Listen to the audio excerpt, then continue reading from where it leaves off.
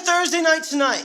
My team and I have been working hard to bring you guys a product that is serious, fun, heartwarming, and at times, chaotic.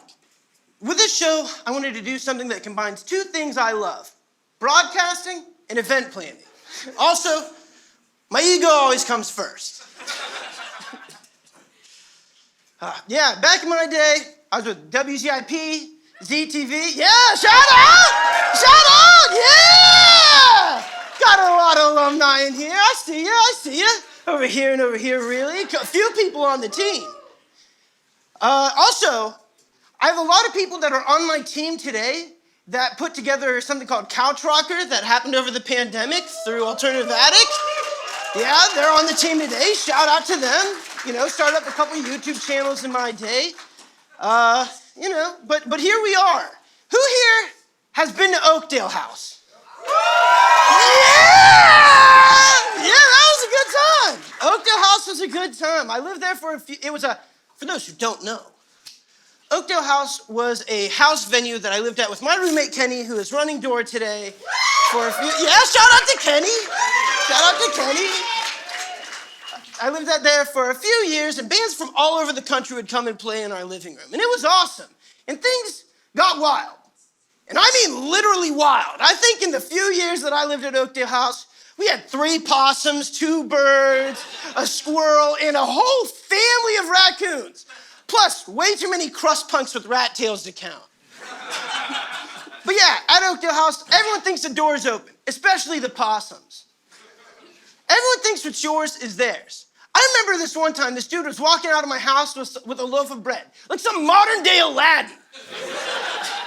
The thing is, I have celiac disease, and my bread's gluten-free. So it's expensive, right? So that really sucked. It's not good, but it's expensive. I'll give it that.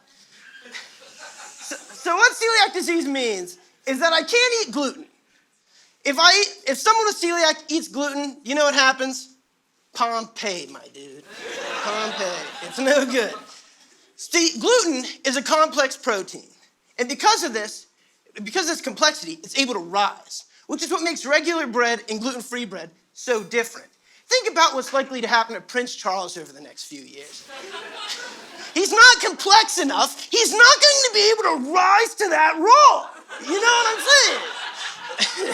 saying? The difference between what happens to somebody's body who isn't gluten-free and someone who has celiac disease is whenever you guys eat gluten, and usually people have a hard time digesting gluten, whenever you guys eat gluten, you kind of just see that it's blocking your intestines, and your brain just says, hey, let's flush it through the tubes. Let's get it out of here, right? My body, same exact situation happens. And my brain says, we should destroy the intestinal lining. Like, I don't understand. I really don't. Because thing is it's my brain, right? The one that has told you all of this information. It knows that all it would have to do is stop destroying my intestine, and then I'd be fine. But it does nothing with this information. I feel like it's counterintuitive to the evolutionary experience that we made it up until this point, that I still can't eat gluten. But such is life. I remember growing up, it was definitely hard because, I didn't understand what gluten was, so I was about 12, 13 years old. My mom had to constantly wrestle chicken nuggets out of my hand, constantly made me have to bring my own cake to other people's birthday parties. Always yelling at my lunch lady, always yelling at the waiters, fast food, anywhere I went. She made sure that what I was eating was gluten-free. And without her, probably couldn't have made it, But here we are. We're on the other side. This is the face of celiac survival.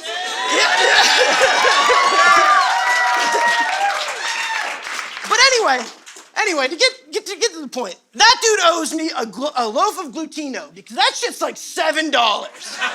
Right. Back to Oakdale House, though. I had some of the best days of my life there. I met so many people I couldn't have met otherwise. I fell in love with event planning. My cat Melina got to go outside for the first time. I made friends that I think I'm going to have for the rest of my life. But most importantly, I named my bong there. Yeah, I was on the porch with this band Pollyanna, and I was telling them about this thing called LIGO, the Laser Interferometer Gravitational Observatory. Yeah, LIGO was essentially these two observatories, one in Washington and another in Louisiana, right? And they were these two buildings, both with these hallways, going 4 kilometers in 2 directions, right? With mirrors at the end of those hallways and a laser from the center shooting towards that mirror and then reflected back to the center. And these observatories were designed to detect movement down to the size of an atom. Really precise stuff. And what they were trying to detect were gravitational waves. Now, what's a gravitational wave? A gravitational wave is a consequence of massive things happening in our universe, right? Huge cosmic events that create waves. Think about whenever there's a body of water and you have a rock and you throw it into it, right? Whenever it hits the water, there's ripples sent throughout the whole surface of water. And the thing is gravitational waves do the same thing, but through all physical matter. So like the sun, the earth, even your bum ass. Anyway, so they had to find some huge WrestleMania equivalent size event going on in the universe where they'd be able to detect a ripple. So what did they pick? They picked these two supermassive black holes in this grappling match, trying to absorb each other, right? In the moment that one of them broke free, turned around, hit the stunner on the other one, it destroyed it and sent a ripple throughout the whole universe. And that reached us here on Earth. And from that moment on, we were able to prove that gravitational waves were real. Anyway, right? I'm ripped on my porch telling this to Pollyanna. And they think that is the craziest story in the world. So from that moment on, I started testing the limits of my lungs with my bong LIGO. Oh, thank you.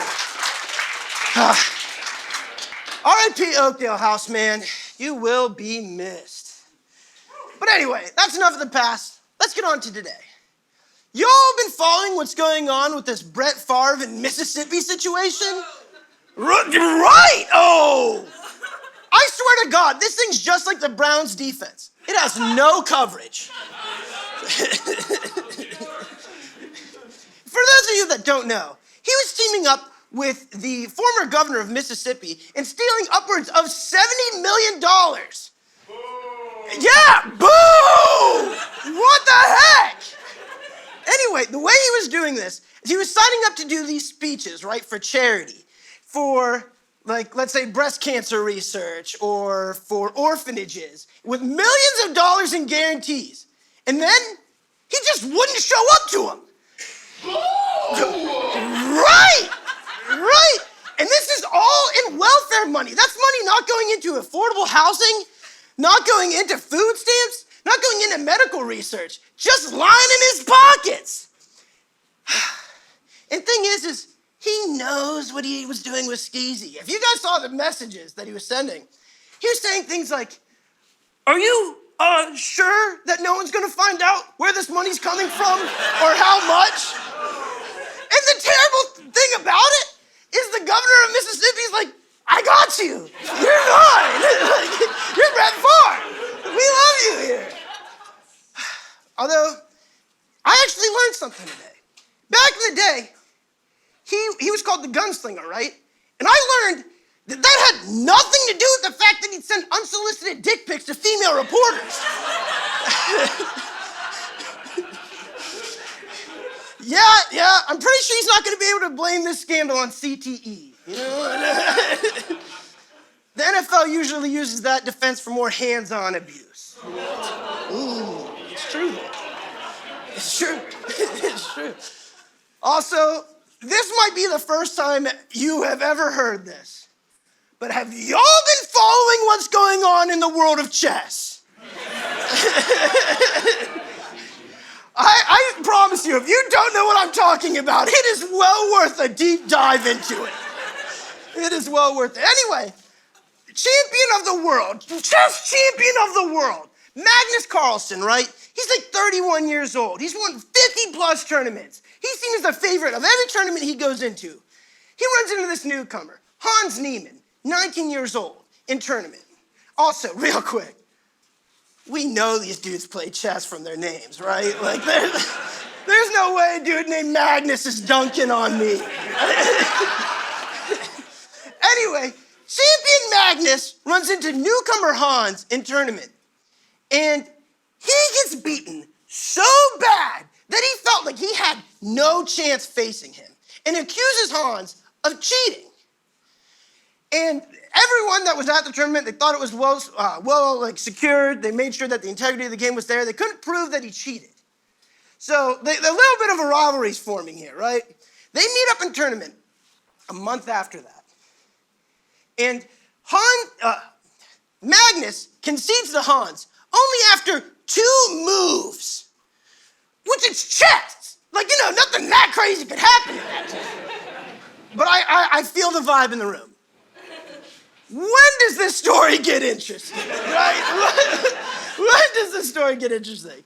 So Magnus, sore loser, goes on Twitch later on in this crazy theory of Hans using these anal beads attached to a supercomputer that were feeding him the best possible moves, goes absolutely viral on social media. People all over the place are designing the schematics for how it could work. They're designing different vibrations and sides that he would be able to feel and which bead. Think about it as what if the Houston Astros, instead of what they were doing, there was just vibrations going up the batter's ass. But anyway, I think this brings me to the point that I was really trying to make here. Chess would be much more interesting with anal play. It would be. It would be. It would be. All right, Musica, how are we feeling? Yeah! All right.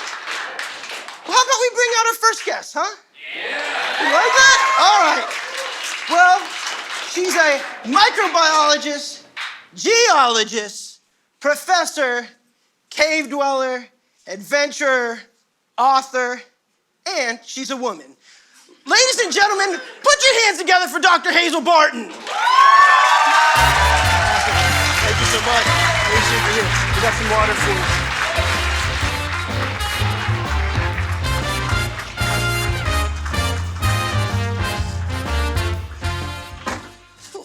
This is intense. I've been sitting out there for half an hour in a plastic suit. God, why? I don't think I beat myself, but I'm not sure. This cannot be the most intense situation you had to sit through in that suit. So I'm going to tell you a story, right? Okay. We didn't talk about me just Okay, giving you. well, I'm going to tell you a story. So there's this cave. I wrote about it in a book called Lechigia. Anyway, this cave is a famous cave. Everybody knows about it. People were exploring it, and it's at Carlsbad Caverns National Park. Right? Mm-hmm. Nobody knew who the cavers were. So you'd actually have to walk in completely the different direction to go to the cafe and then walk back to your car to go to the cave. And the cavers would put all their danglies on and walk to the restaurant and sit down in the restaurant and eat their food. And it was super weird and creepy because they wanted everybody to know. So I've been sitting out there for half an hour. And it was a similar experience. Sweating balls. I'm wearing a suit. It's hot in here. I get it. We're in it together. Come on.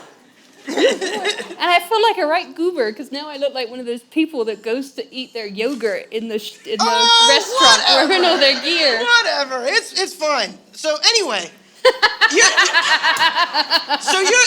a microbiologist, right? Yes. You seem like you have friends. What made you get into microbiology? I have a hammer. Put your hand out.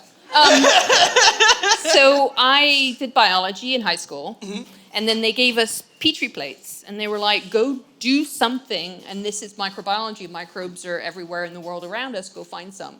So I had this Petri dish, and it was kind of a performance anxiety thing. I was like, what am I going to do? And I had a brush, and I'm like, I'm going to brush my hair. So I brushed my hair into it. I didn't think much about it. And there's these organisms that live in our hair, and they're kind of like slime molds, and they will grow on this plate and completely overwhelm it.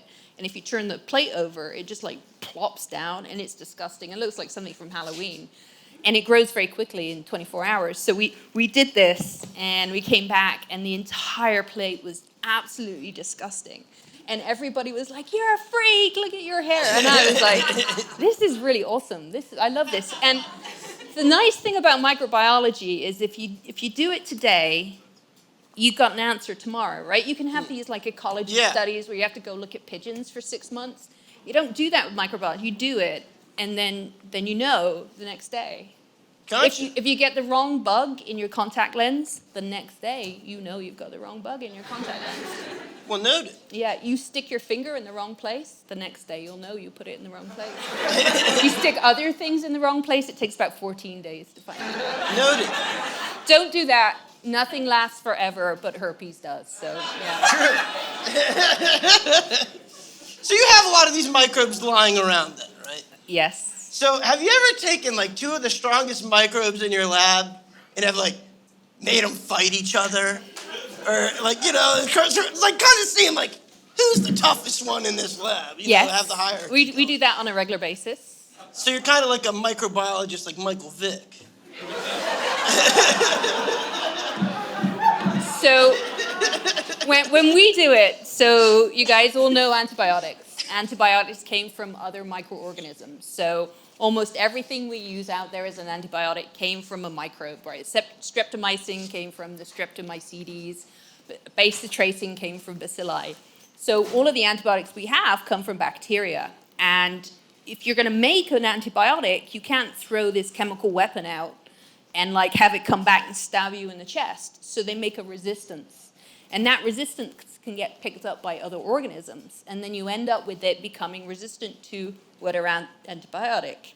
And then they accumulate those over time, so you end up with something called multi-drug resistant bacteria. And so then these are our Rottweiler type bacteria, and then we find novel organisms that make novel weapons, and we actually do attack them to see if we can kill them. So that is something we actually do in microbiology. It's not, well, yes, it's, okay, millions of things die, but you don't, they're not sentient. They're not they're not charismatic macrofauna. Yeah.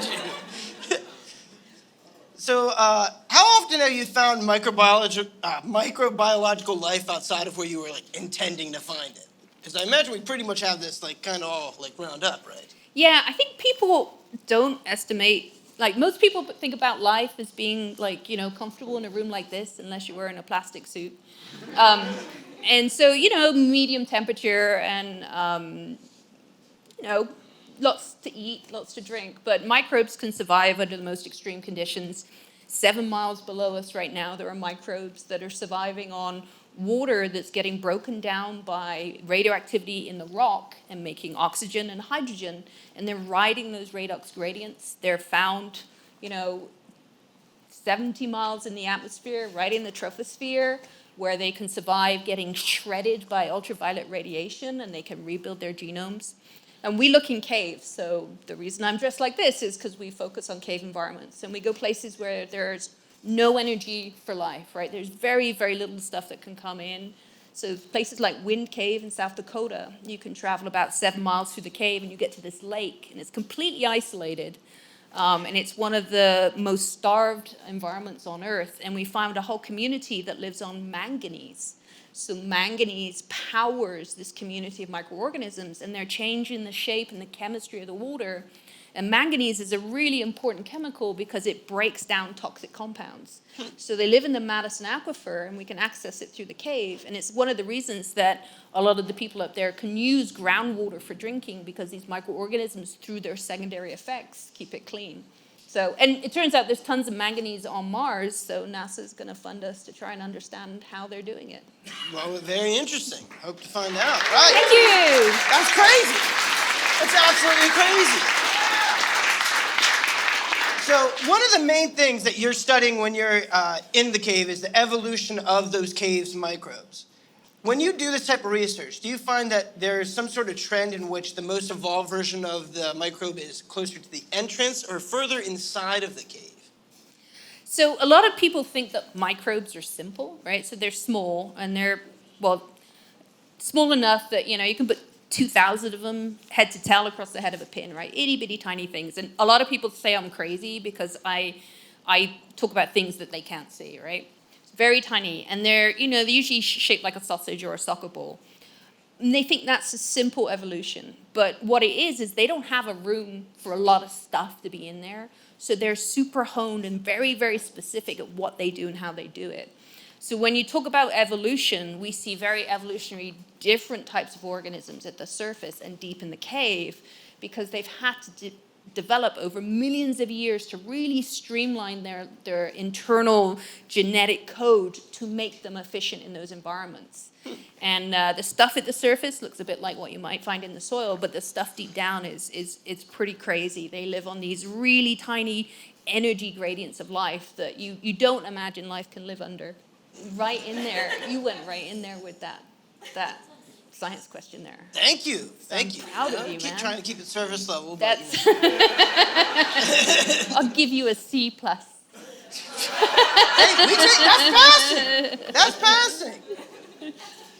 So obviously, like non-fatal, but like, what's the worst thing that can happen to you in a cave? Non-fatal. Yeah. Because fatal's pretty bad. Yeah, I imagine it's like. Yeah. You die. I imagine is what it is. Yeah, I've lost. That or you bring the virus back to society and you cause like the apocalypse. Oh yeah, we have been accused of that. So we did bring a bug out of a cave that was resistant to 26 different kinds of antibiotic, and 9 of them were completely unknown. But it's under lock and key. So and scary. There's a lot of genetic reasons it's not dangerous, but very few bacteria can actually make you sick, apart from some of those ones that I mentioned earlier. What was the question again? So what's the worst thing that can happen to you when you're in a cave? Apart from death, because death is... Not death. Okay, so you wear plastic suits. Yes. And wearing all of this, it takes quite a while to take it off. Mm-hmm. Especially some of this stuff can jam, and you have to get a wrench to get it. You gotta go. You gotta go. Mm-hmm. So and I have celiac disease. Hey! So, shout out to her! You know the struggle.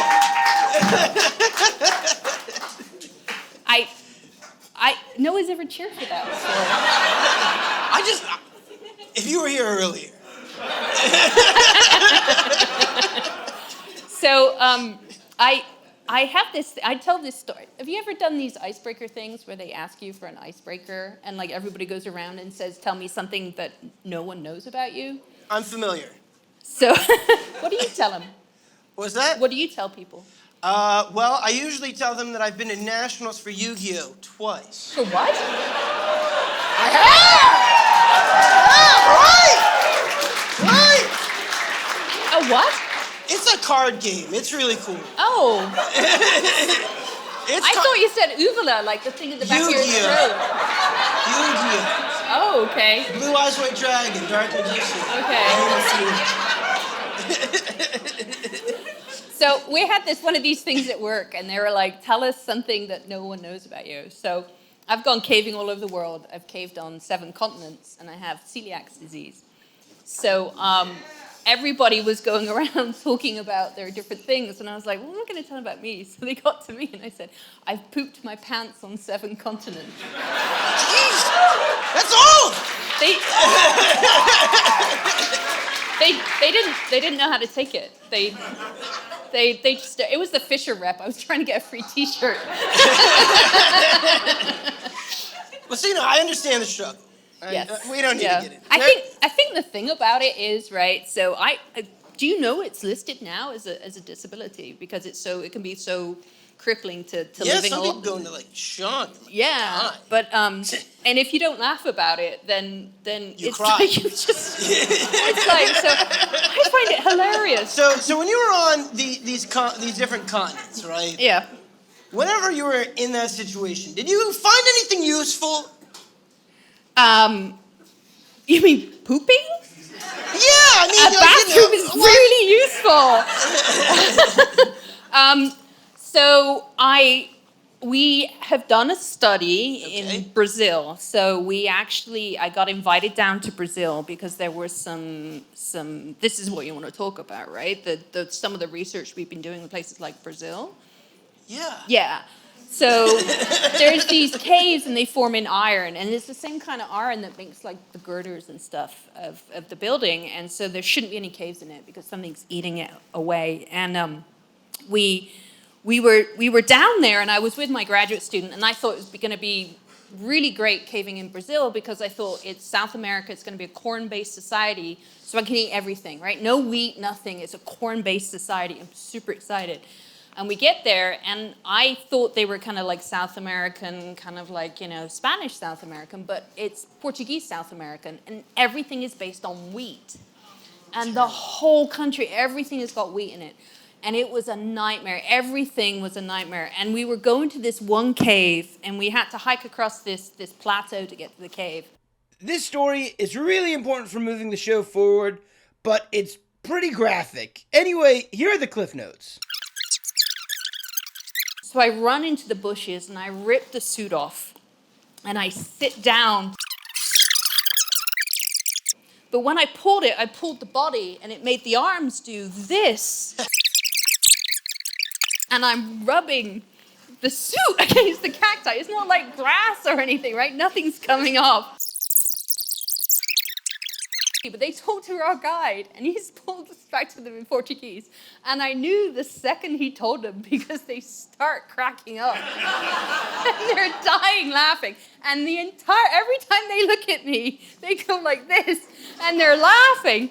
And so we go into the cave, and we're like, well, we have to name the sample site, right? So we get this sample site, and we got to remember all the samples. So we call it Poo Cave.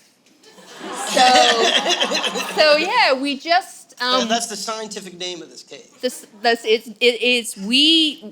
I just published a paper on the research, and You're a fraud!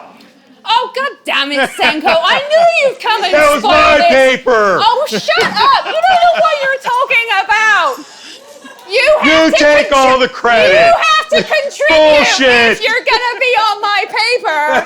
You can't come That's over my here. paper. My time. You know that she calls them prokaryotes? This is my attention. People are giving me attention. Well, seems like there's a lot of turmoil going on here. And there's a way that we settle things here on Thursday night tonight. So we're gonna have y'all face off in a little bit of micro trivia. This is Also, yeah. a geomicrobiology professor from the University of Akron, but I am the geomicrobiology professor at the University of Akron. Rivals. Well, here we'll be able to settle something. We'll be able to figure out who is the official microbiologist of Thursday Night Tonight.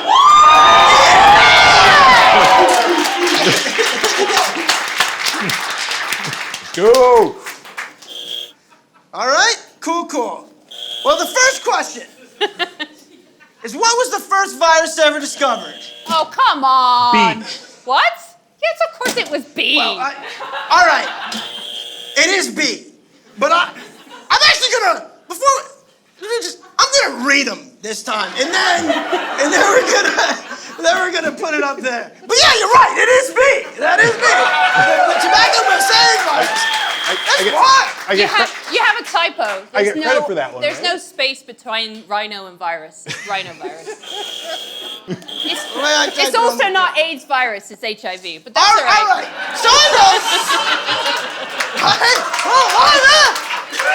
Chelsea! I wish you would have got that one, Haley. I really do. All right, so then, what was the name of the virus that transmuted people into zombies in the original Resident Evil? Is it A, the tyrant virus? D, tobacco mosaic virus. B, the zombie virus. C, the giant virus. Or D, the tobacco mosaic virus. I'm going to just say A. It's A! It's A! Hell yeah! Also, we can't give them the answers until I'm done, because I keep getting interrupted over here. That's a stupid name name for a virus. The tyrant Was virus? it Dr. Tyrant? You didn't like the giant virus? That was not there. There are giant viruses, but they're not called that. All right. So, Andre the Giant was the largest wrestler in the WWE. But who was the shortest?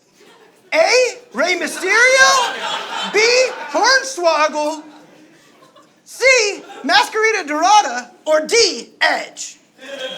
A. Wrong. Sorry. Ugh. What you got? Yeah, you got these professors up here stumped, huh? Now you know I fell off their card. You give up? You can press it. I don't know, Masquerita Dorada? That's right! Yeah! That's right! Hey, that's a great feeling! That's a great feeling! All right, next question. What year did I start playing Pee Wee soccer? 1994, 1997, 1999, or 2000? 97. That's correct! That's correct! That's correct! All right. So what's the smallest body of water? A, a lake, B, a river, C, a creek, or D, a brook? This could be A. Well, the rest are like contiguous. They're constantly flowing, so there's a large volume. Google is by and large agreeing that one of these is the smallest. Oh, we Googled it? Must be right then. Is that where you got your spelling? I'll have you know, in 4th grade, I was the only person in my class to not get 100% on any of the spelling bees.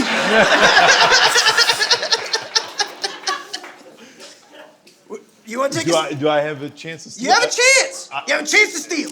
A creek? Microbiologists, they don't know the smallest body of water.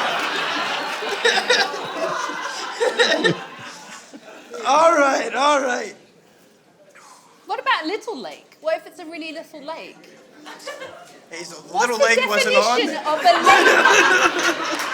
Little lake wasn't on there. I think there's a problem with the question. All right, okay, on to the next one. Okay, what 1960s ukulele player reached chart-topping success with their song Tiptoeing Through the Tulips?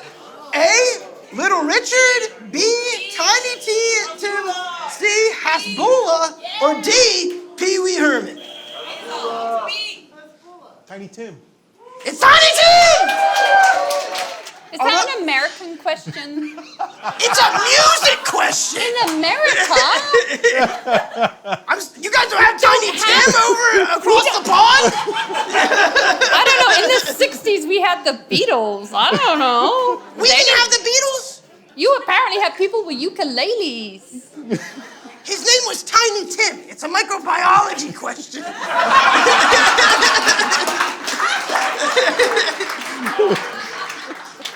All right. So this one will be, this is our final question, and this one's not multiple choice. But if you get it right, I'll give you 3 points, and that'll be the game. Oh. But this one, describe the Krebs cycle. Do you want all of the molecules? Or do you want like pyruvate going in and then going through all of the intermediates with the electrons and NAD and FAD and CO2? 3 points right there. She got it. Well, it's like I didn't have a chance to answer. Honestly, I had a hard time understanding We're not even going to myself. bring up alpha-ketoglutarate? Yeah, I mean, do you want to citrate? Do you want the glyoxylate bypass? Or do you want the entire cycle? Where's the NADH? Where's the FADH? Yeah, where does the FADH come at? Where does FAD become FADH? So you know, I thought about all these things. I thought about all these things. But honestly, It would be hilarious if I won because of that, because you teach the Krebs cycle more than I do. we got it up here? Got the... Well, anyway, honestly, I had a hard time understanding it myself, So I was just gonna give it to whoever buzzed it. I don't know who buzzed it. Who buzzed it? Yes. All right. So, I'm sorry, John. I know you probably feel cheated. You only answered more questions. Yeah, absolutely. I mean, like the Tiny Tim thing. You knocked the Tiny Tim question out of the park. I can't take that from you, John. I can't take that from you. But we gotta don a champion. Ladies and gentlemen, put your hands together for the official microbiologist of Thursday Night Tonight, Hazel Ryan.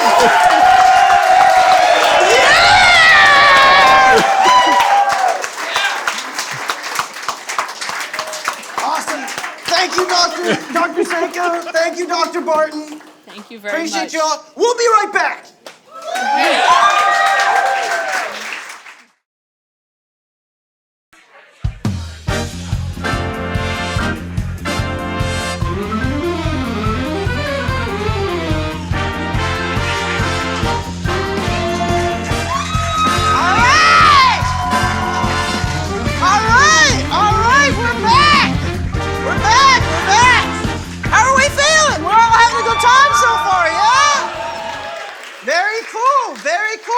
We crowned our official microbiologist of Thursday Night Tonight, Hazel Barton, today. We're so sorry, John. That last question, it was a heavy hitter. Well, let me introduce one of the writers of the show, the person who's helped me get all this together. Ladies and gentlemen, put your hands together for Carly Preston. Hello, Carly. Now, Carly actually introduced me to this next guest, and she is absolutely amazing. But I think that I wouldn't do it as much justice as Carly would in introducing her out to the stage. So this person who's about to come out was one of the most influential people in my life growing up. I adored her. She's the funniest person I know. She's the smartest person I know. And she taught me how to do a really killer plie. Please welcome my ballet teacher, Ina Stabrova.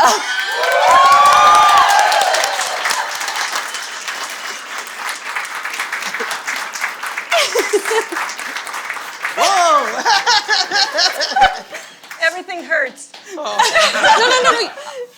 Welcome. Can I sit down? You can sit down. Feel free, sit down. Sit down. All right, well, Ina, welcome. Welcome to Thursday Night Tonight. We're so happy to have you, our second guest.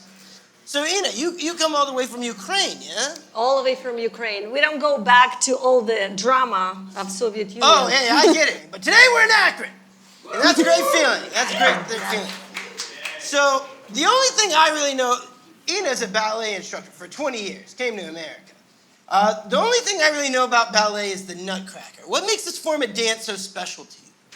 Do you know, when you live in a country where there is no toilet paper, where there is no hot water, where there is no food, what's left to do? Dance.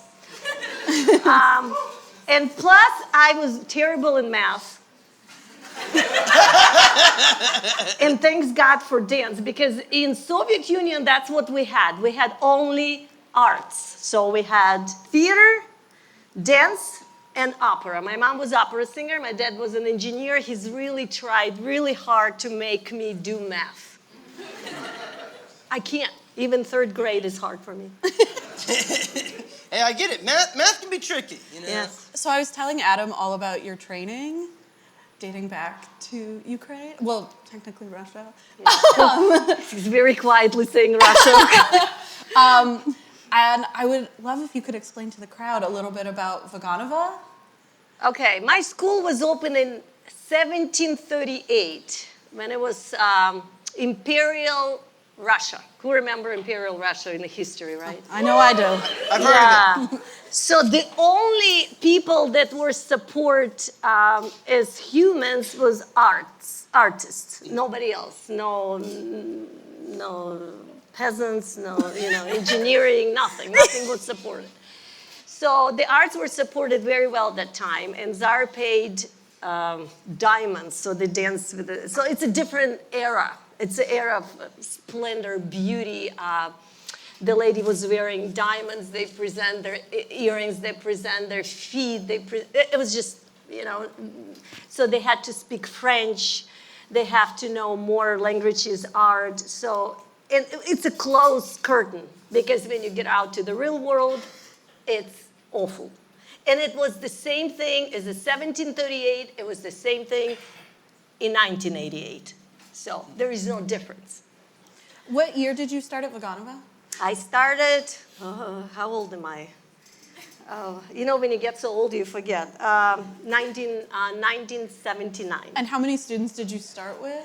Yeah, we started with 16 students and graduated with 7. Very abusive. Very abusive and mentally and physically. I survived that, so. Gotcha. I remember. Oh, my bad. I started my Smash Brothers career when I was 3 years old. When did you start doing ballet? When I was born. Okay. That outranks you. Thanks God, you know, like I love teachers that recognize talents. You have to have talent to see a talent. So I guess my mom, she was an opera singer and she was a musician and she was taught music. She saw a talent in me that I love music and I move with music. Nothing else she understand physically, but emotionally she understand that. She saw it. Gotcha. So, do you think that your childhood in Odessa was harder than my childhood in Strasbourg? Absolutely. You know, I grew up on 7th Street. I grew up in the Black Sea. Black Sea, but it was way harder. I believe you. I believe you. To this day, you have the best insult. Can I please tell them? It is so funny. Okay. Don't send me back to Russia. We were dancing Waltz of the Flowers, which in the Nutcracker is, besides Snow, is like one of the larger numbers, and usually everybody in the company performs. So it's really grueling rehearsal process because if somebody steps out of line, you have to start it all over, and it can take hours. And this one girl, no names, just kept messing up and kept messing up. And Ina paused the music and was like, you are like that thing in the Western movie. What is it called? And somebody goes, tumbleweed. And she was like, yes, as music goes on, you get worse and worse and worse and worse. And that girl locked herself in the bathroom. It's true. But she needed it. She needed tough love. Yeah, she needed it. She became math teacher. She's a math teacher? Yeah, she's a math teacher. Well, good for her. I almost did it. We're done with dance after this. She had it coming. But you were everything I needed. You were always really strict, but you were always really loving. Thank you. You definitely do have that like endearing nature to yourself. Yes. Even when I met you previously, I was like, all right. Yeah. You got a soft side. I do. I have love. Yes. You oh my know, gosh. It's apparent. It's just love. You know, I'm going to tell you a funny thing. How much my mother loves America. She says, if America would have a butt, I would kiss it. You know, it's true. I believe it. I believe it. So would you say that did you like the experience of doing ballet more than teaching like these next generations ballet? No, I was learned ballet for 10 years and danced professionally for 5 years. We traveled around the world. It was very hard. Whoever knows what KGB is, it was very difficult. We had to travel with the KGB. And if you know 3 words in English, I came here, I didn't speak any English at all. So it was very difficult. I learned from my students at Akron U, so they were like explaining to me what does it mean. So I did not know translation. I had to imagine. That's how I learned language. It's a very different way. Yeah, so was it? Yeah, KGB. It was very difficult because even in 3 words in English, they can read your lips. You know, so it was very hard. So I remember the tough time going to Greece or Italy and how they follow you. So it was not the pleasant memories, you know. Gotcha. Sorry. Yeah. So when did you open your studio here? I keep opening up and closing down. I keep opening up, and that's what's great about this country. Yeah. It doesn't let you down. I was with you the first time you had a donut. in the United States. And it proves how much she likes America, because she did. You ate a couple of them. I love donuts. I love everything. Yeah, it was very satisfying. Everything. I swear to God, I still wake up and think, oh my God, I have a shower. I have a hot water. You know, it's just, I'm in America. You know, even if you're in a bad mood, you wake up and like, oh, rude awakening. Where am I at? You know, oh yeah, you're in America. You're not back there. So you talked about it. It seems like ballet was almost like kind of a respite for you, like a way to just kind of get out of. It's my rescue friend. Yeah. My rescue friend, but a very difficult friend. You know, you have to when you go through ballet, everybody have to judge you. Everybody have, from artistic director, from teachers, from school directors, from your peers, backstage, front stage, audience, right? Audience allowed to write critiques. So you constantly judged, 24/7. It's very difficult. You stand in front of a mirror in the And then you tightest stand in front of the mirror when you dance. for hours on end, and you're in like the worst phase of your life, like just early high school, late middle school. You're in the tightest clothes. Everybody around you looks so much better in them than you do, and you're just staring at yourself for like 7 hours a day. Yeah. But you make it to the other side, and then you like actually adore how you look at the end. Yeah. You develop confidence. A lot of confidence. Bittersweet. Yeah. So the most I teach kids how to love themselves. That's number one. You have to love yourself. You have to love yourself. So because Ina, you give love to others easily. would you be able to help teach me how to love myself? With my pleasure. Yeah? With my pleasure. I have a wonderful assistant. Assistant, very interesting, because in 2014 I started teaching online kids who need some lessons from around the world where they did not have training. Let's not say Russian, let's say Vaganova training. Yeah. And in 2014, and Rita was 7, I started teaching her. She was from South Africa then. And she came here in America and joined Ohio Conservatory. Rita, welcome. Rita! All the way from South Africa. All right, I'm stuck here. I have yours. I'm so sorry. Do you have videotape? We're videotaping. Do you have a pocket? You can put that in. If not, just hold it.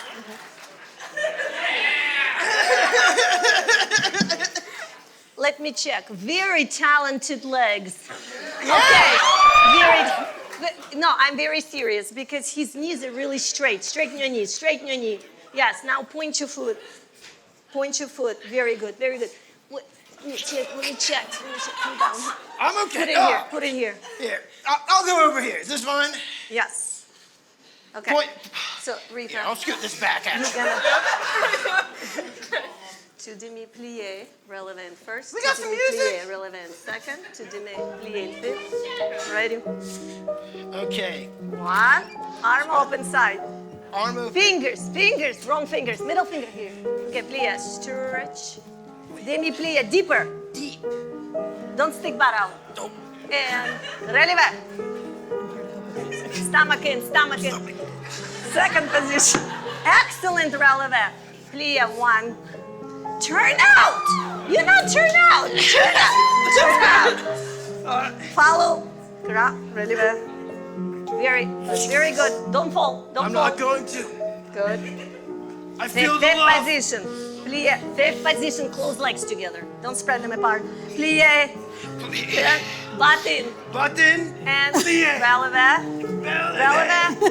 And stay balanced. Balance. Balance. How many counts? 1 balance. 2 balance. 3.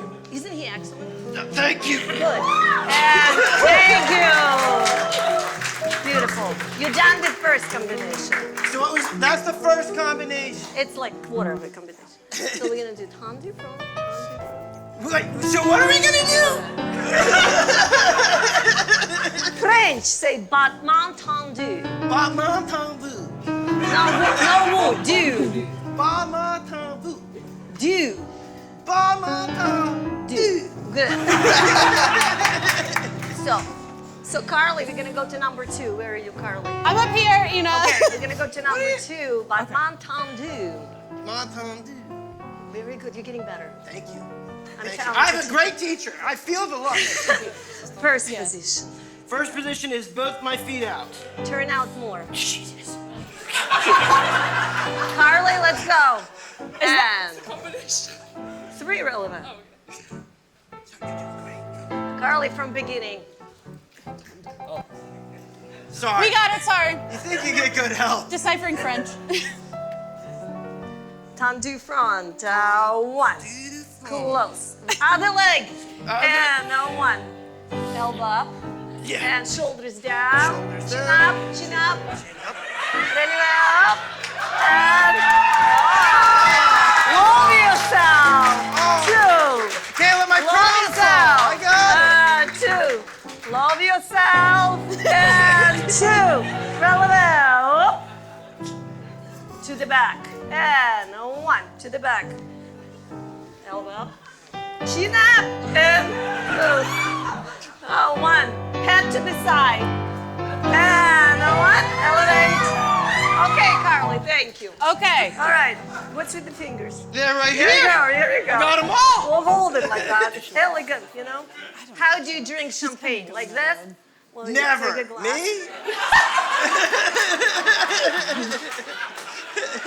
How do you... I hold it like this. I hold it like this. I keep my crown on, my chin high, my chest out. And you drink champagne. That's how I drink champagne. Okay, good. We're gonna go one more at the bar. We don't wanna, overwhelm you. Oh yeah, Okay. one more at the bar. That's fun. Up. Let's go. Go. And 1. And 1. Side. 1. Point feet. And point. And point. And what? Point. Point. Good. And lift arm up and hold. Shoulders down. Shoulders are down. Longer arms. Fingers. Fingers. They're right here. And down. Stop again. And good. How do you feel? I Do you feel feel loved. lifted? Do you feel loved? I feel lifted and I feel loved. Let's go to the center. Let's go to the center. So we have exercises in the center. Rita, we're going to do one. So we're going to do balance to the side, balance It's to not the side. over just arabesque, yet. susu. The balance to the side. You balance give to the her side, these arabesque, rundowns. She's gonna show two. Balance to the side. 1, 2, 3. 1, 2, 3. Arabesque. No, you're wrong. 1, 2, 3. 1, 2, 2. And 1, 2. Up. Su. 2, 1, 2, 3. 1, 2, 3. Arabesque. Su. Stop. Carly.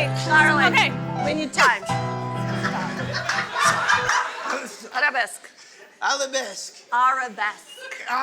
Arabesque. Arabesque. Show me arabesque. Very good. That's it good. Now point foot. Your foot is flexed. Point. And look all the way up. Very good. Yes. Now with the music. Can we go Together. one more time? Can we go through that one more time? Show. Sorry. Do slower, Rita. Slow. Stay. Arabesque. Stay. Plie. Susu. Yes. 1, 2, 3. You lost your leg. 1. Okay. And 1, 2, 3. Keep up. Arabesque. 1. Plie fifth. Susu. And 1, 2, 3. 1, 2, 3. Arabesque. Plie. Susu. Y'all feel that? That's hard, baby. We're gonna teach him turn. Turn? Turn. I can turn. Show turn. From foot. What's that? I'm pretty. Oh, Watch. 5, 6. Turn. turn. Just. Woo! Yeah! Yes. One more time. What? Can you show Here. me? Here. Plie.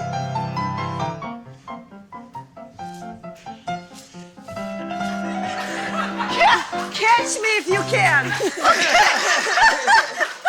Okay. Okay. So did we try that? Do you want to jump? Yeah.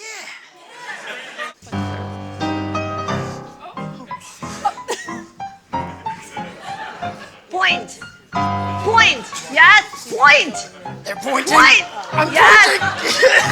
Strong arms. pointing. Shoulder. Shoulders down. Woo! I am not sure about that. You have to repeat. What did I mess up? You have to repeat. Let's run it back. Carly. You have to repeat. You have to repeat. How do you feel? Me? You feel okay? I feel amazing. Amazing. Would you guys want to try anything? Kick? Would you like to kick? I can kick. Okay. Okay. Do I just, oh, you're down. Yeah, just kick. That's amazing. Anybody wants to try?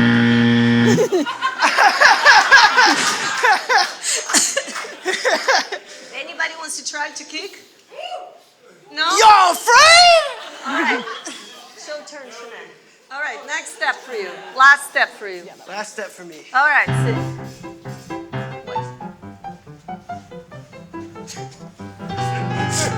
You next. Next. Next. Quick. Ready? Which way are you going? This way, Ina! Oh, back. Wait, can you show me one more time? You have to turn towards your right shoulder.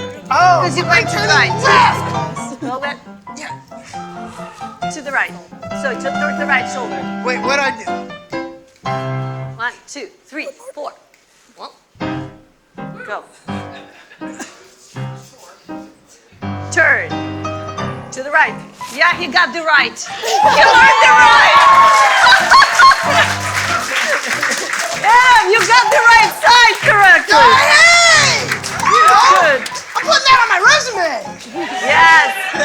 Yes, we're good. Awesome.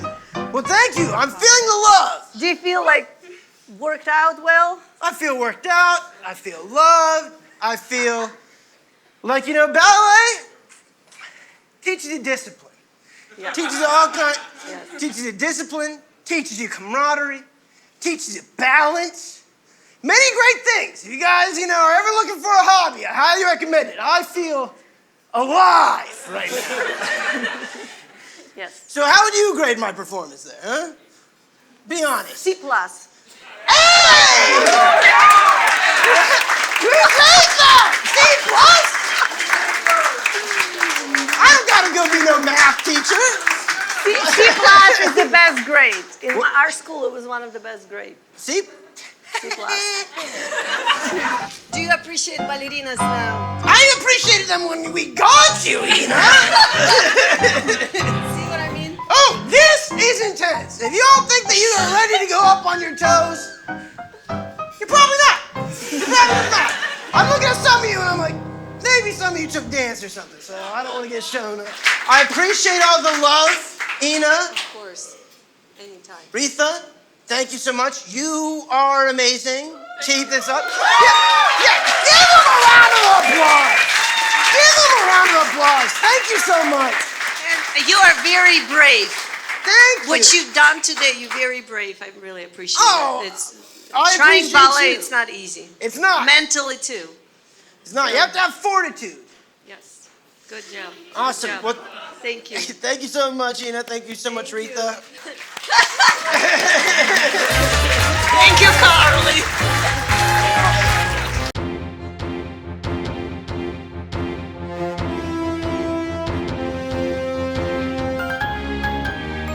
Things here in Highland Square have been tense since the addition of these new signs, saying that this lot is closed from 10 p.m. to 6 a.m. every night.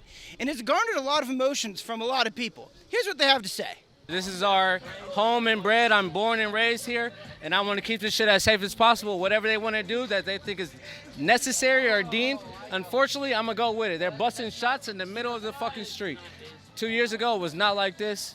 Whatever they want to do, let's try it out, because right now is not it. Maybe there was like aggressive crowds the past couple weekends. I always thought Highland Square is a welcoming place for everybody, and I just feel like the way our government, our local government has responded, I don't think that's that's the answer. So you guys know about how the lot shuts down at 10 o'clock until 6 in the morning? How does that make y'all feel? Fuck up! Man, fuck! It's time to turn up! We're out here! Yeah!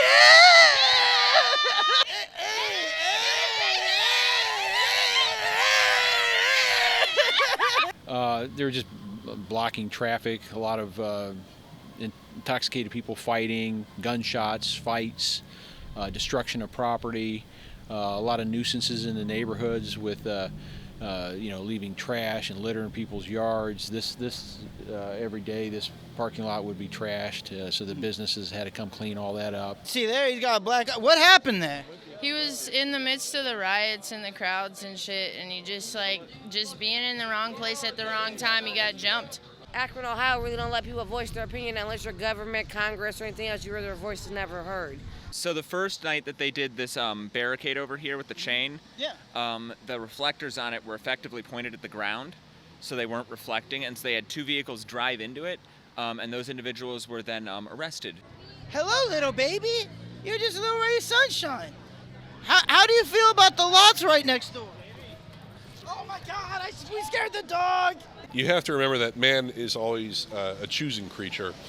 If you have to select this over a gathering of ne'er-do-wells, this is superior to that. What can I say? I do what I can. I see both sides of it because this is a cool area where someone would want to party at, and it's a great time. I've been doing it for a minute. But I also get why they would want to stop it when there's just a random influx of 500 more people showing up at night. I have a lot of mixed views about it. Okay. I understand that the community wants its peace back, which I'm here for it because I literally live right across the street and I have been bothered by it. But I also feel like the meeting that happened was directly geared towards black people. And like I said, I have a lot of mixed views about it. The intimidation that they've been using, not only on us, but also the people who've been protesting Jayland Walker's murder all summer, the intimidation tactics are over the top. Our concern is who's going to pay the rent for all the lost tips for all of the bartenders? Yeah. So you own the matinee, right? I do. Yeah, you're Steve, right? I am. I'm Adam. Nice to meet you, Good. Steve. We're just blowing out the bed and bringing in the good. We're a peaceful bar, and we had to do armed guards on Friday and Saturday. Like, who wants an armed guard? Luckily, well, guess what? We don't have armed guards anymore. Okay, how we feel about the motherfucking lot being shut down? They weird for that. It's just a bunch of black people up here chilling. We was up here kicking it, getting a little jet, having a little party. So you were there? Yeah, they weird as fuck. They came up there with their tow trucks, giving bitches tickets and shit left and right. Yeah? Man, fuck that shit. So that was fun. That was a great time. Yeah, it was a gas time up here. We came up here, turned it the fuck up like we usually do. Period. Black Lives Matter, as always. Thank you for having me back. How you feeling? I'm feeling great. It's my birthday. Oh, happy birthday! Thank Hey! you. Oh, okay. Hey! Oh! All right, y'all, you've already seen, we got a bunch of different perspectives on this issue going on. People are for it, some people are against it, but one thing that was consistent through it all is that people don't see this as a long-term solution. But I know people are still out here, still acting up, having a good old time. It's still Highland Square. We're out here living, staying alive, finishing up now, so I'll see y'all here in 1 second, all right?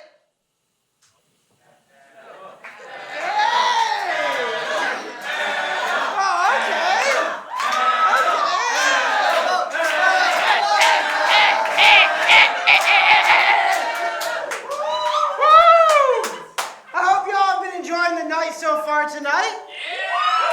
Yeah, it's been pretty cool. But yeah, I guess the overall vibe of this whole thing, because it's been a controversy throughout the community, is a lot of people preemptively think that what's going on in the lot is inherently a bad thing. And I ultimately don't think it's the way that you get it done. But what I thought, because I went into those interviews with almost like, yo, how we feel, pharmacy? Oh, God. Who is this for? Who is this for?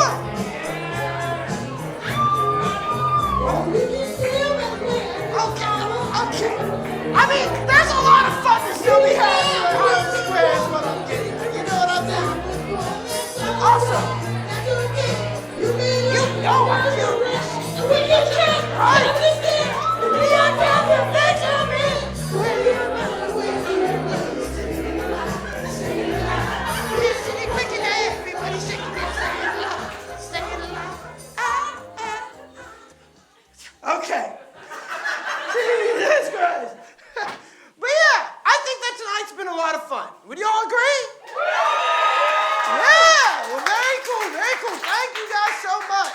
You know, we learned all about the world of microbiology, and caves, and shit in your pants with Dr. Hazel Barton. That was fun. She clued me in on a lot of stuff. She actually is an amazing person. I highly recommend you check out her book. Yeah. Also, she punked Dr. John Senko. Am I right or am I right? No, we donned a new official microbiologist of Thursday Night Tonight. That was a lot of fun. Honestly, my heart is so full of love right now after learning how to do ballet with Ina. Woo! You know what I mean? Also, it is crazy that she was on the show today. To think about where she has started and to be here. So I'm glad that she wasn't like, oh. I hate, like, thing is, I think it's because she loves America so much that she didn't just immediately walk off stage. So, you know, thank you to Ina, thank you to Hazel, thank you to Dr. John Senko, thank you to Rita. I'm so sorry, Rita. Santa Maria, all of them. Thank you to all of them. But here's the thing. We're not done just yet. All right, y'all. I think you already know what's about to happen. But let me welcome up to the stage this band. They just released their album, Scam of a Lifetime. I have it right here on cassette. You get yours right outside. You pick up one of these, you pick up a t-shirt, because they are like that. Ladies and gentlemen, Piss Me Off!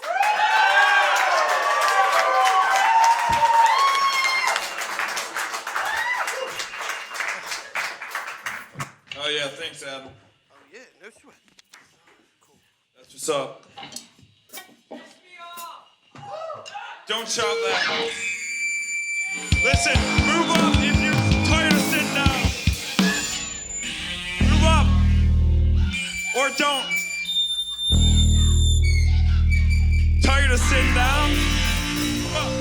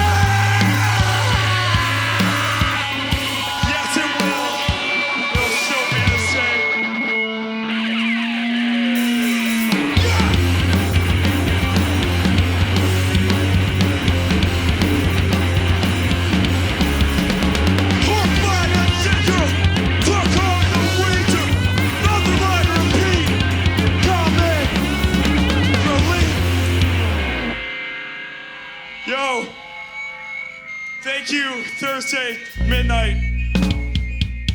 It's our hit. It's our hit. It's our fucking hit.